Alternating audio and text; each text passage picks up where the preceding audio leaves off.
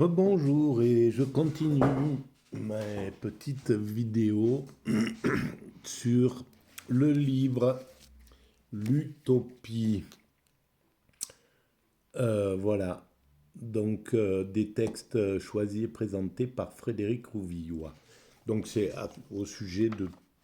C'est un peu tous les auteurs qui ont écrit à propos de l'utopie. Alors, je me suis rendu compte dans les quelques vidéos que j'ai fait depuis que je suis un peu malade là.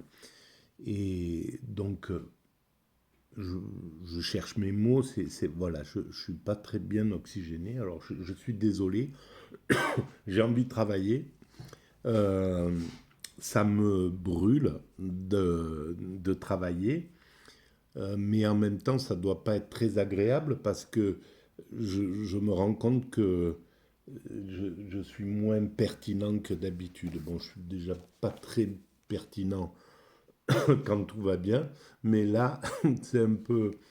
Donc voilà, là j'ai remis un peu la télévision. Alors là, c'est sur... apparemment, c'est sur... c'est Arte, je pense que un, c'est un reportage sur Champollion. Voilà. Et donc, bah tiens, je ferai une petite digression à ce sujet-là. Alors, donc, là, j'ai décidé en fait de lire un peu toutes les introductions aux auteurs que Frédéric Rouvillois cite euh, et qu'il met en référence à, à cette quête de l'utopie, d'un monde meilleur, d'un monde parfait, etc. Voilà. Ça fait très longtemps que l'humanité est dans cette quête et la philosophie, c'est à mon sens, une des voies de la philosophie. C'est pas, c'est pas anodin. Platon, quand il parle de la République, ou voilà de, de la meilleure façon de vivre en société, c'est une quête d'améliorer les choses, d'améliorer l'humanité finalement. Donc cette quête, elle est longue, elle date d'il y a très longtemps en fait. Pardon. Alors là, je vais essayer d'aller dans l'ordre. On avait donc Mort, c'est le premier qui est cité dans cet ouvrage. Euh, et là, je passe à Klotz. Voilà, alors je vais quand même le poser, la Klotz, la République universelle. Voilà. Ou adresse au tyrannicide. Ah, au tyrannicide, tiens, adresse au tyrannicide. Alors, bon, alors ça, c'est quand même pas mal. Euh, Est-ce que c'est pour favoriser le tyrannicide, pour essayer d'éliminer les tyrans, ou est-ce que c'est pour gronder ceux qui veulent éliminer ces tyrans, justement? Qu'est-ce que c'est? Alors, tyrannicide, voilà. Voilà. Et c'est marrant parce qu'il y a depuis aujourd'hui, là, ou hier, j'ai regardé un petit peu euh, sur Internet, sur, sur Twitter. Alors, il y a le francocide qui vient de sortir, là. Voilà.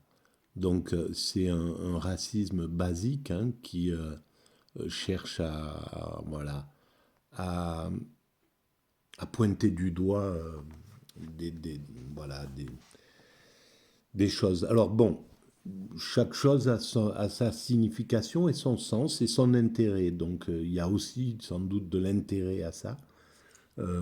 Qu'est-ce que ça va donner? On ne sait pas. Je parle de ce racisme, hein, du fait de pointer une communauté qui dure depuis quand même un bon bout de temps maintenant sur le paysage français. Euh, mais bon, voilà, c'est quand même... en tout cas, tout, tout ce qui révolte,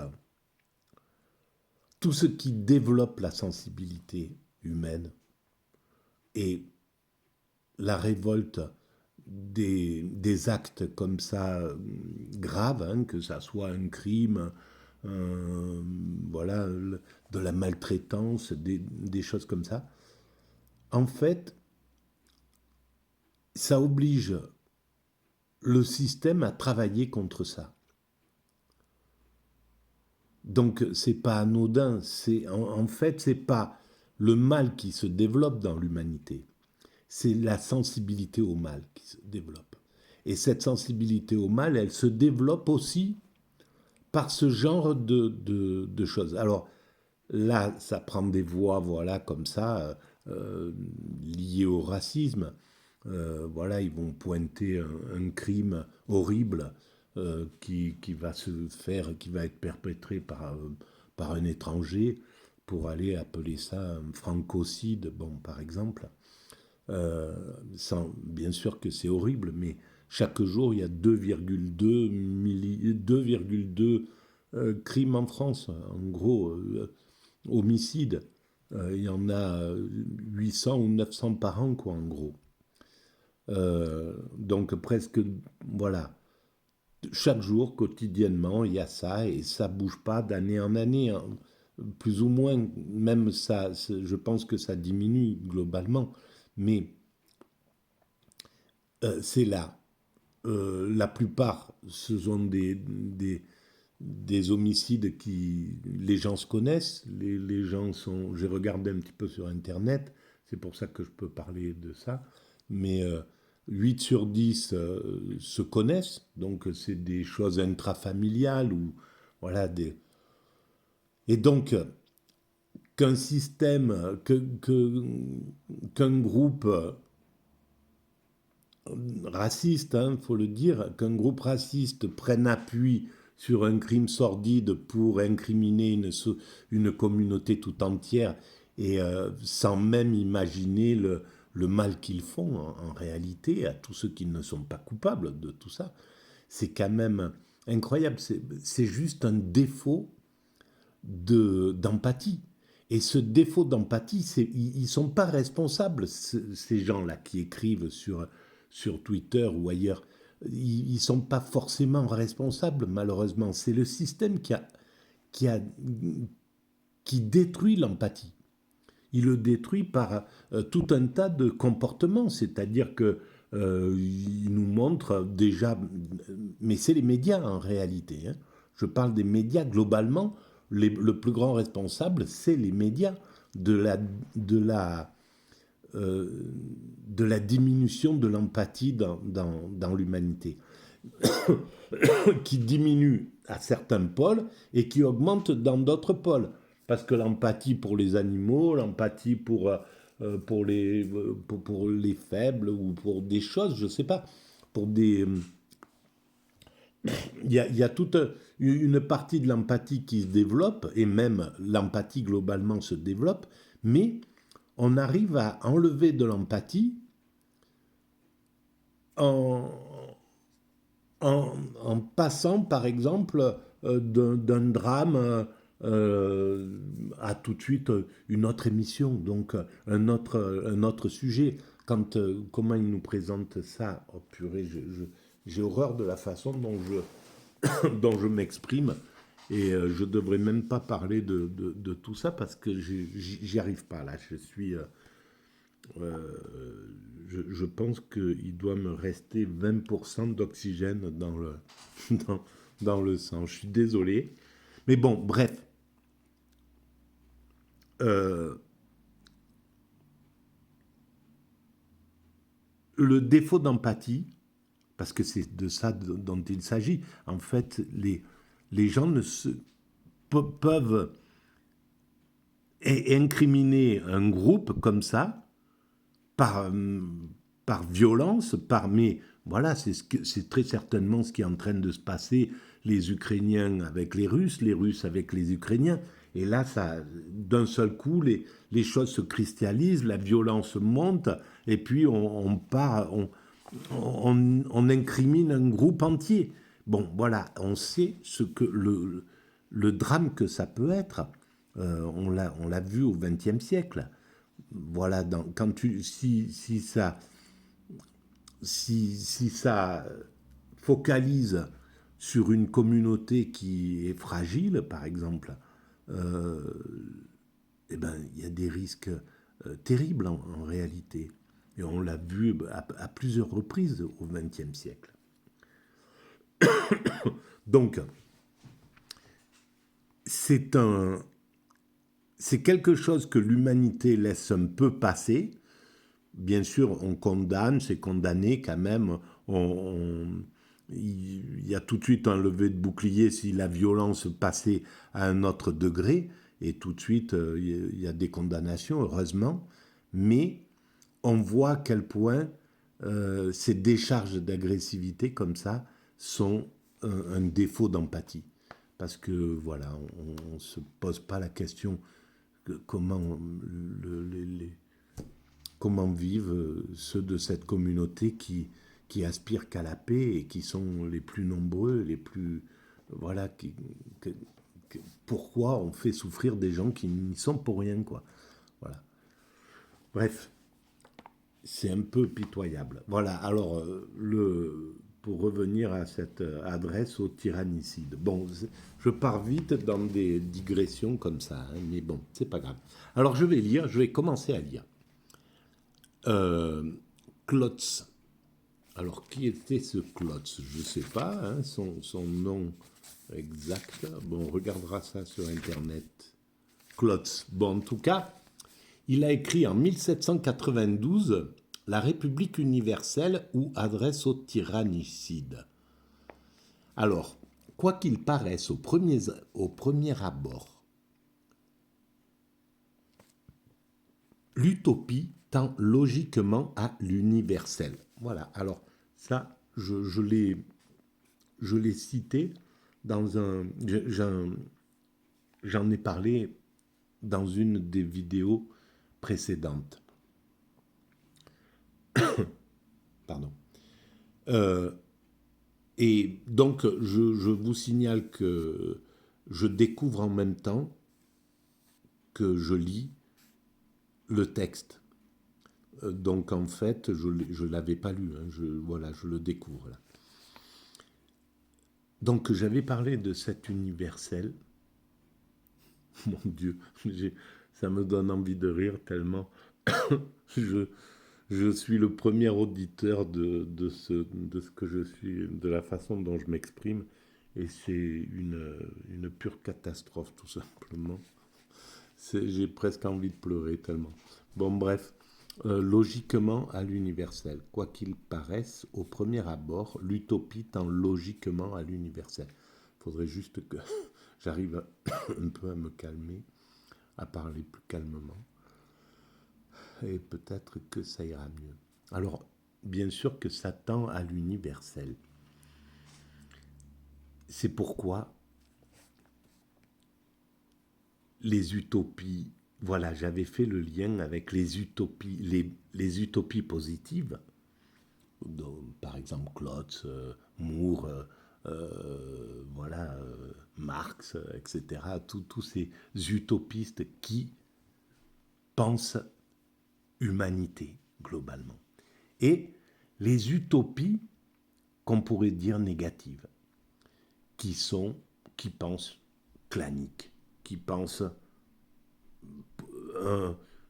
une communauté contre une autre, un groupe qui s'affirme aux dépens des autres, etc., etc.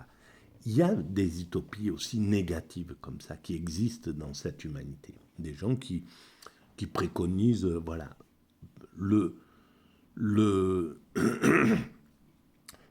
pardon, je faisais référence au nazisme qui était une utopie, l'utopie d'un siècle, de 1000 ans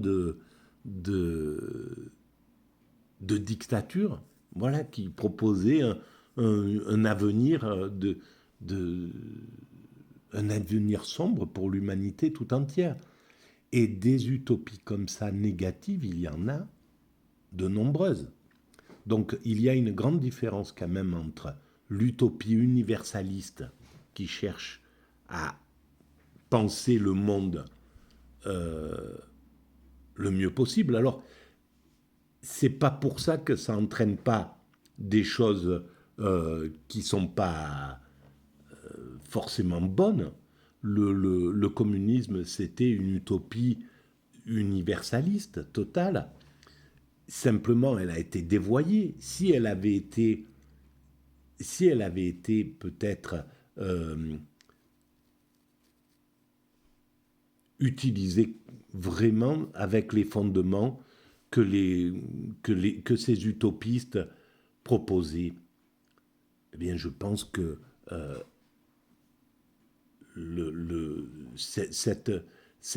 si ça avait été réalisé selon la vraie philosophie qui était préconisée, je ne pense pas que Marx, je ne pense pas que Fourier, je ne pense pas que Engels, je ne pense pas que ces gens-là préconisaient le goulag, préconisaient le fait d'assassiner les opposants politiques, préconisaient, etc., etc. La fin de la liberté ou des choses comme ça. Je ne pense pas. Donc c'est une déviation d'une utopie positive qui va être maltraitée. Mais c'est on peut dire exactement la même chose de l'utopie libérale. Si on lit Adam Smith, si on lit Stuart Mill, si on lit les grands philosophes du libéralisme, si on appliquait leur libéralisme, il serait beaucoup plus social que le néolibéralisme qu'on est en train de vivre. Ça n'a rien à voir. Le néolibéralisme qu'on est en train de vivre, qui est en train de démolir, de conduire la planète au chaos. Faut bien regarder ça comme ça, hein, parce qu'à mon sens, ce néolibéralisme est en train de nous entraîner au chaos. Il suffit de voir en 40 ans ce qu'il a fermé sur cette planète. Qu'est-ce qui se passe? Pourquoi tu fais ça là? Voilà.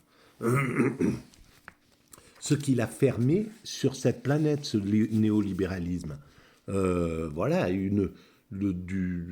on ne peut plus aller se promener sur une grande partie de la planète. C'est quand même hallucinant, alors que c'était normalement un système une mondialisation heureuse, un truc qui allait faire du bien à l'ensemble de la population. Total, le Yémen fermé, l'Irak fermé, l'Iran fermé, la Syrie fermée, le Liban fermé, la Turquie, c'est compliqué. L'Afghanistan, voilà, maintenant, ça y est, la Russie, mais qu'est-ce que c'est que ce monde que ce système qui a rendu dangereux la plus grande partie de la planète? Mais c'est incroyable, quoi. Les valeurs du néolibéralisme, c'est tout simple. C'est parce que ce sont les marchands, le système marchand mondial, qui a pris le pouvoir et qui a donné son système des valeurs. Et c'est pas le système marchand ne peut pas donner le système des valeurs. Le système des valeurs, c'est le spirituel, c'est le philosophe, c'est l'éducatif, voilà, c'est d'autres corporations qui peuvent donner le système des valeurs. Si c'est le marchand qui donne les systèmes des valeurs, c'est que tout s'achète, tout se vend. L'être humain, il s'achète, il se vend. Enfin, et puis c'est la compétition absolue. Il y a pas de, c'est sans foi ni loi, parce que bon, ben voilà, il y a pas une question d'éthique derrière. Et donc là, le fait d'avoir laissé au marché le système des valeurs a conduit l'humanité à devenir, à tomber dans ce système de danger qui est incroyable, quoi. Parce que maintenant, voilà, il y a des zones où c'est dangereux de vivre parce que c'est l'argent qui prime, quoi. On peut, voilà, tu représentes que un morceau d'argent, un morceau de quelque chose. Derrière ça, on a perdu le sens des valeurs parce que c'est le marché qui a pris le sens des valeurs, qui a pris cette route. Donc là, il y a un gros problème à ce niveau-là, à mon sens. Et bon, l'humanité rectifiera ça, mais c'est, à mon avis, c'est extrêmement grave. Bon, voilà. Les murailles. Alors, je recommence. Quoi qu'il paraisse, au premier abord, l'utopie tend logiquement à l'universel. Les murailles symboliques dont elles s'entourent ne manifestent pas une tendance au repliement, à l'auto-limitation et moins encore, contrairement à ce que l'on a prétendu, le désir d'un retour rassurant à la tiédeur matricielle. Bien sûr que non. Évidemment que dans les sociétés qu'il proposait, c'était l'île, selon Thomas More, entourée de murailles, etc. Mais parce qu'il n'y avait pas la possibilité de penser que on pouvait adoucir totalement l'humanité, que l'humanité finirait par s'adoucir, que l'humanité arriverait à faire que l'homme ne soit plus nulle part un loup pour l'homme. Et c'est ce vers quoi nous allons, même si, justement, à cause de ce passage dans le néolibéralisme, on est parti pendant, voilà, 40 ans, peut-être, et ça va durer encore 10 ans, je ne sais pas, dans cet excès euh, dans cet excès-là. Mais on en sortira, bien entendu, parce que c'est pas vivable, c'est pas ce que veut l'homme, quoi qu'il arrive. Donc, on sortira de cet état-là. Et voilà, le consumérisme est déjà en train de perdre de la valeur. Dans quelque temps, le luxe qui a animé les 30 dernières années, là où il fallait, voilà, afficher, avoir une bagnole, machin, etc. Tout ça, dans 20, 30 ans, dans 40 ans, c'est terminé, ce genre de choses. Ça fera rigoler, comme ça nous faisait rigoler dans les années 70, où on n'avait pas du tout ce type de valeurs-là. Voilà, le système hippie, il luttait contre ça exactement. Et le marché, en reprenant le pouvoir à la sortie justement du phénomène hippie, quand il a fait tomber le mur de Berlin, en devenant tout puissant, le système du marché, il a repris complètement il a inversé complètement tout ce que cherchait, toute la philosophie du mouvement hippie. En fait, le peace and love, il en a fait de la violence, de la compétition. Euh, L'égalité des sexes, il en a fait il est parti dans le machisme. C'est les nouveaux machos, les Berlusconi et compagnie qui ont pris le pouvoir et qui dans les médias et qui ont ramené les femmes au niveau de l'instrument, quoi. Hein, voilà, il suffit de regarder la télé telle qu'elle a été euh, mise en route à partir des années 80 et du néolibéralisme, l'arrivée du néolibéralisme. Et à tous les niveaux, ça a été comme ça. Il n'y a plus, voilà, le truc horizontal, le fait de réduire les écarts entre riches et pauvres, ça c'est parti complètement en live de l'autre côté. Les écarts se sont creusés. On est revenu à des classes, des carrés VIP, enfin des choses qui n'existaient jamais dans la période hippie, où c'était l'égalité qui était en avant, quoi, mise en avant. Bon, bref, c'est quand même... voilà, il va falloir juger, pardon, finir par juger le néolibéralisme. Là, personne ne veut s'y coltiner. Moi, ça fait 20 ans que je me bagarre avec ça, mais il faudra qu'il soit jugé, quoi. Il n'y a pas... jugé pas pour le condamner, mais pour en sortir, pour dire, bon voilà, là, il nous a amené à des valeurs qu'on ne peut pas continuer. Si on continue dans ce mécanisme-là, on sort de toute notre humanité, quoi. Voilà. Donc, c'est pas, justement, c'est donc pas un repliement sur soi, tout ce qu'il préconise. Si ces murs constituent bien une protection contre un ailleurs hostile, c'est parce qu'à l'époque, l'hostile, il était là. Maintenant, il est, bien sûr, il existe, mais on sent qu'il est factice. On sent qu'on est dans l'universalité qui arrive. Que, bon, ok, il y a encore quelques guerres qui sont là, il y a encore des animosités, des trucs comme ça, mais c'est tenu à bout de bras par des bourrins, quoi. C'est les bourrins qui tiennent ça, qui l'imposent parce qu'ils maîtrisent les médias, parce qu'ils dominent les médias. Voilà, comme, en fait, je pense, comme la mode, comme des trucs comme ça. Les gens en ont de moins en moins rien à foutre de tout ça, et c'est tenu par le système consumériste qui veut que ça reste là. Comme je le pense du football. Je pense que les gens se détournent du football. Ils n'en ont plus trop vraiment quelque chose à faire.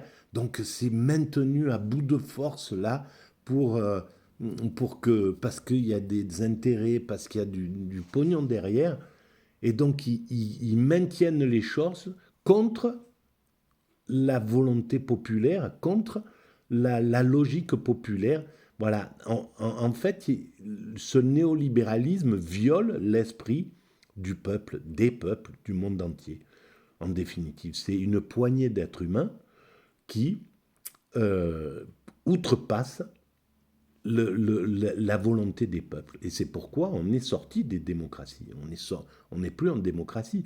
On est violé par un système qui nous impose des choses dont la plupart du peuple ne veut plus. Voilà, le peuple ne veut pas ce qui se passe. Il ne veut pas de guerre, il ne veut pas de chaos, il ne veut pas être dans des compétitions forcenées, il ne veut pas, etc., etc. Ils nous l'ont imposé en thésaurisant les médias, tout simplement. C'est pas plus compliqué que ça. Donc, si ces murs constituent bien une protection contre un ailleurs hostile, il ne s'agit que d'une défense provisoire, car l'utopie ne sera pleinement accomplie dans son être qu'une fois ce péril écarté, une fois que l'autre aura été absorbé, résorbé. Voilà. Alors, à cette époque-là, il fallait résorber, absorber l'autre. C'est encore dans la mentalité des faucons actuels, quels qu'ils soient, sur cette planète. Il faudrait absorber l'autre, comme si c'était possible. Comme tout simplement parce qu'il leur est impossible de penser en termes de partage, en termes de paix, en termes de c'est bon, on arrête, on va vers la fraternité. Ils ne peuvent pas faire ça parce qu'ils ont du ressentiment, parce qu'ils ont des désirs de domination, parce que pour des basses pulsions, quoi, tout simplement. Si on interrogeait tous ces faucons, pourquoi vous ne faites pas la paix avec votre voisin? Pourquoi vous ne faites pas la paix avec vous, les Américains, avec les Russes? Pourquoi les Russes, vous ne faites pas la paix avec... Pourquoi vous ne faites pas la paix avec les Chinois, etc., etc. Mais les phrases seraient... Ils vont nous bouffer. Ils vont... si on est trop faible, etc. C'est soit la peur, soit... Mais de toute manière, ça sera toujours nos ennemis. Ça sera, je sais pas, enfin, il y a des choses qui sont complètement irrationnelles, quoi, en réalité. Parce que là, on sait que l'humanité est apte à ça. Voilà, il suffit de commencer à le désirer, c'est tout. Ça se sent tellement, quoi, cette capacité.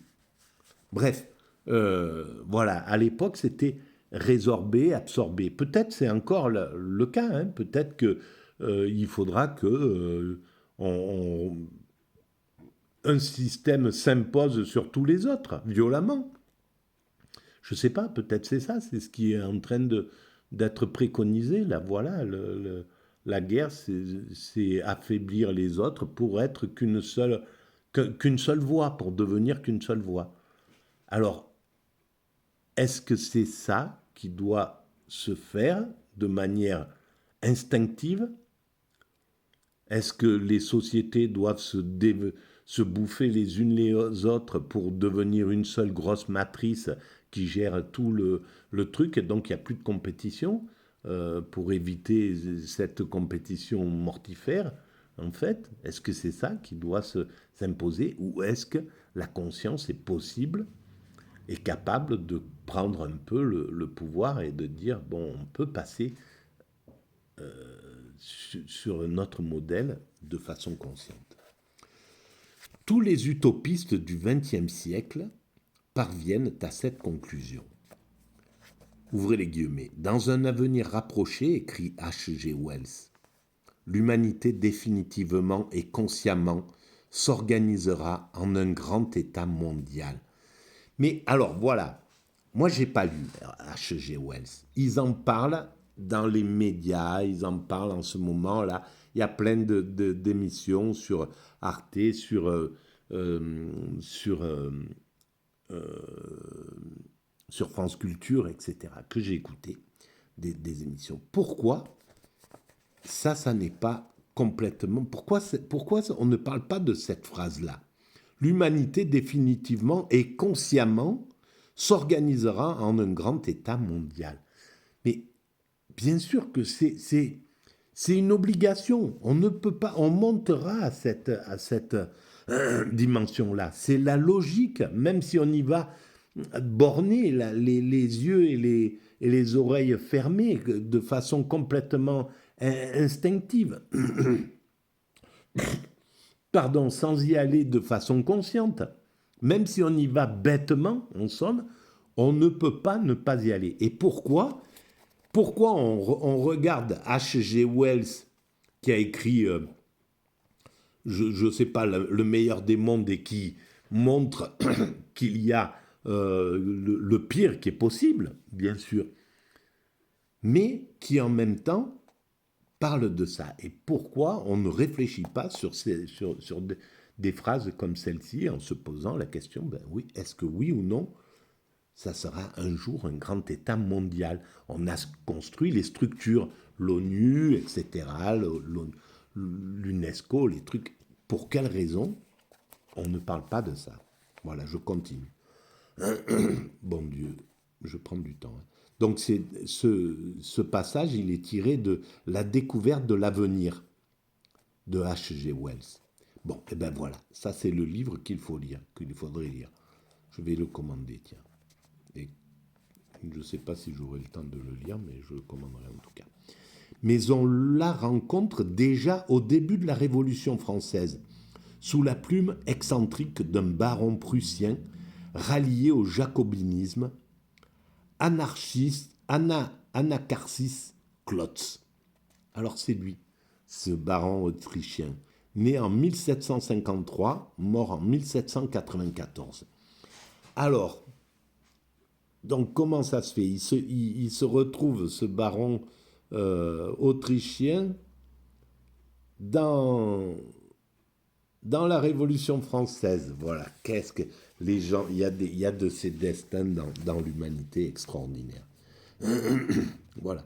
Ce personnage baroque, qui se proclame l'orateur du genre humain, n'est certes pas un penseur de premier ordre, mais son plan utopique, comme lui-même l'appelle, n'en est pas moins représentatif de l'une des orientations caractéristiques de l'utopisme. Voilà. Alors, vraisemblablement, c'est ce qu'on dira peut-être de moi avec un peu de chance dans 50 ans, dans 100 ans, dans 200 ans. C'était non seulement, il se proclamait pas l'orateur du genre humain, il se proclamait le pire orateur du genre humain. Et il était certes pas un penseur du premier ordre, ni un écrivain important et intéressant. Et en plus, il ne savait pas parler. Et il était complètement sous, sous, sous-alimenté en oxygène. Donc avec quelque chose comme 5% de neurones alimentés, il essayait d'exprimer quelque chose. Mais c'était son plan utopique, la mécanique universelle, comme lui-même l'appelait, n'en était pas moins représentatif de l'une des orientations caractéristiques de l'utopisme et de la réalité de celle-ci, puisque nous savons maintenant, en 2342, date à laquelle nous sommes, que cette utopie, effectivement, est en train de se réaliser sous nos yeux. Voilà, peut-être c'est ce qui va se passer. Alors, il faut garder cette vidéo comme une preuve d'exactement de tout ce que je dis, entre le piètre orateur et la finalité. Il faut le garder précieusement pendant 300 ans. Ça sera une relique qui vaudra peut-être un petit peu rien du tout, puisque les choses ne vaudront plus rien à ce moment-là. Tout sera gratuit. Mais voilà, ça sera... Bon, bref. Pour lui, en effet, la fusion parfaite du genre humain en un seul corps, la nation unique, apparaît comme le moyen de parvenir à la perfection dans l'ordre politique, ce qu'il démontre par un raisonnement en 3 temps.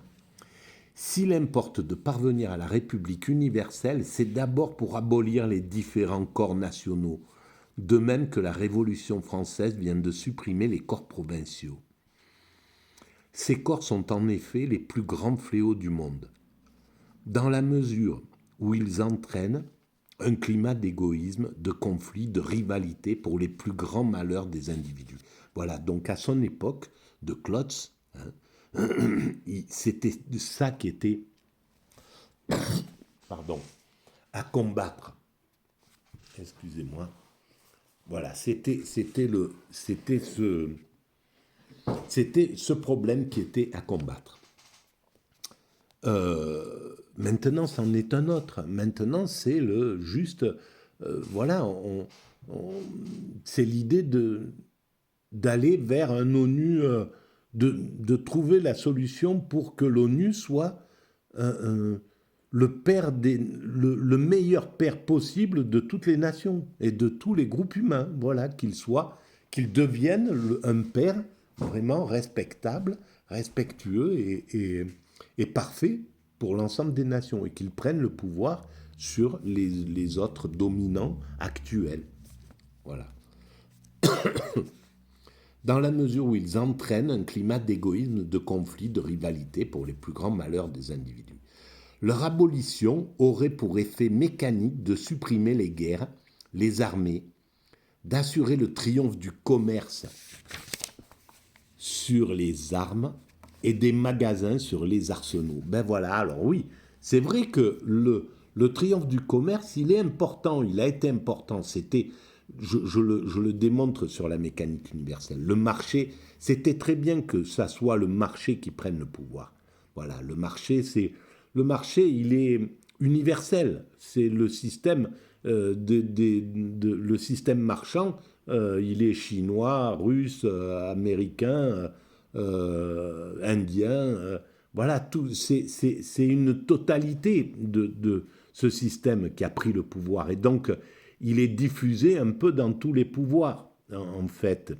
Et donc, c'était le marchand, le système marchand qui pouvait unifier l'humanité. Ça ne pouvait pas être le politique. Il n'y avait pas moyen de s'unifier derrière un système politique. Il n'y avait pas moyen de s'unifier derrière un système religieux, un seul. Donc ça pouvait être que derrière un système marchand, et le même, c'était donc une mondialisation.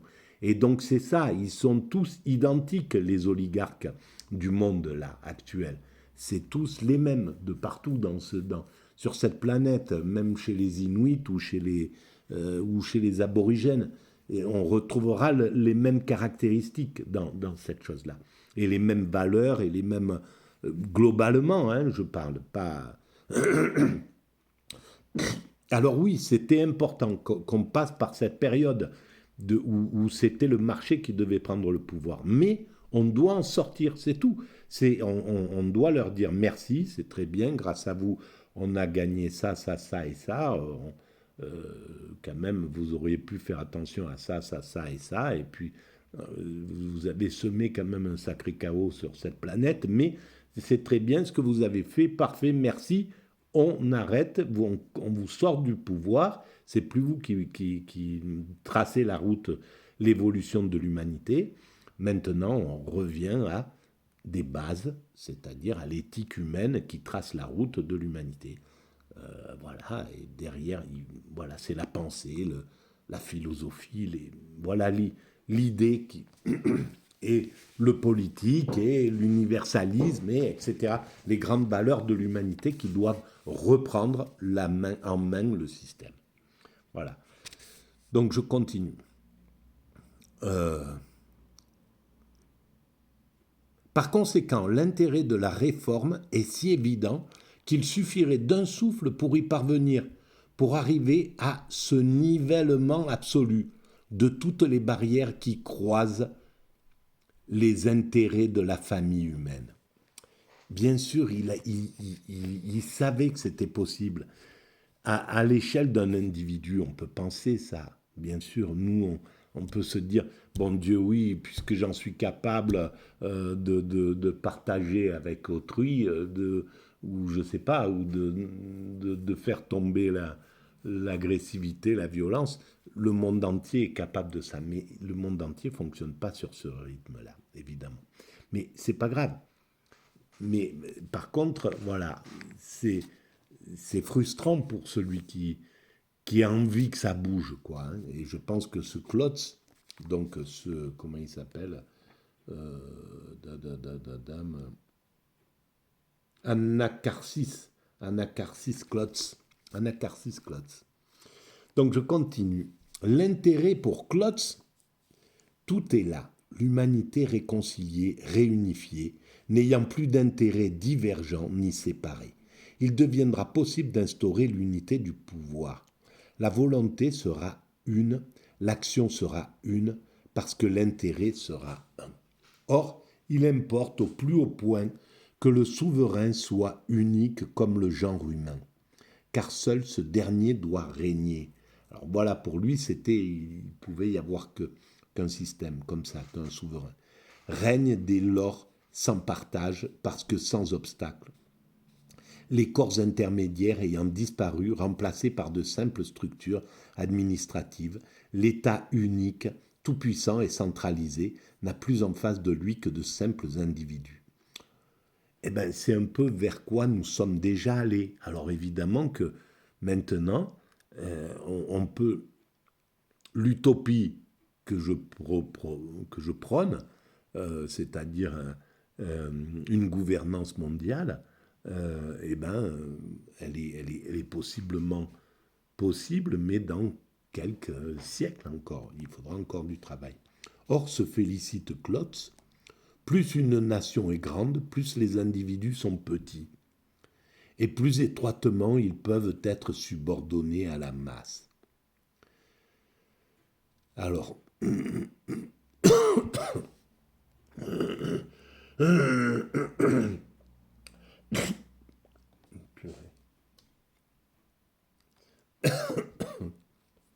donc, ces bases constitutionnelles de la République du genre humain, 1793. Ainsi, plus rien ne saurait empêcher la République universelle de réaliser la perfection. Le tout, le despote par excellence, la loi universelle réalisera les fables de l'âge d'or. C'est ce qu'il écrit, lui. Eh bien oui, c'est ça. Tel est le dernier point de la démonstration. L'universalité est la condition même de la félicité humaine. C'est après son instauration que l'harmonie régnera sur la terre. Et alors la somme de bonheur sera si grande pour chaque portion de l'Empire qu'il y aura une sollicitude générale pour le maintien de l'ordre établi. Et c'est ainsi que la constitution de l'univers sera impérissable. Voilà, c'est fini, mais c'est vrai qu'il faudra du temps. On y va et on ne peut pas bousculer cette évolution. Ça montre ça, en fait. Voilà. C'est vrai que là, il faudrait sortir de ce néolibéralisme. Mais on en sortira, mais en son temps. On ne peut pas claquer des doigts et sortir d'un système. On ne peut pas évoluer plus vite que l'humanité doit évoluer. Elle a son rythme propre et on ne peut pas le bousculer sous peine de sombrer dans la dictature. Donc il faut accepter le rythme de l'humanité. Il faut que j'arrive à la fin de cette vidéo pour prendre un peu de sagesse et sortir de cette colère qui me gêne en réalité. Bon. Mais qui doit être exprimée en même temps. Voilà, elle est là. Mais il faut toujours tenir garde à ne pas ne pas vouloir aller plus vite que l'humanité ne peut l'accepter. Voilà la chose. Parce qu'évidemment,